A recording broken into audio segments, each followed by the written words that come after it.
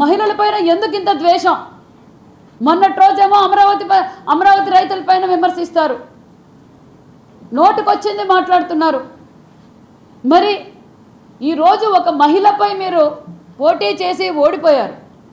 ఓడిపోయిన తర్వాత మీరు కూడా రాజకీయ చరిత్ర కలిగిన కుటుంబం, సంవత్సరం పాటున ప్రశాంత్ రెడ్డి గారు ఏం పరిపాలించారు, ఏం చేశారు, నియోజకవర్గాన్ని ఏ విధంగా అభివృద్ధి చేశారా, లేదా మీ సూచనలు సలహాలు అభివృద్ధి పైనో లేకపోతే ప్రశాంత్ రెడ్డి గారు ఏదైనా తప్పు చేసింటే చర్చించడానికో సిద్ధం కావాలి. కానీ ఈ మహిళలను వ్యక్తిగతంగా మాట్లాడడం ఏమాత్రం బాగలేదు.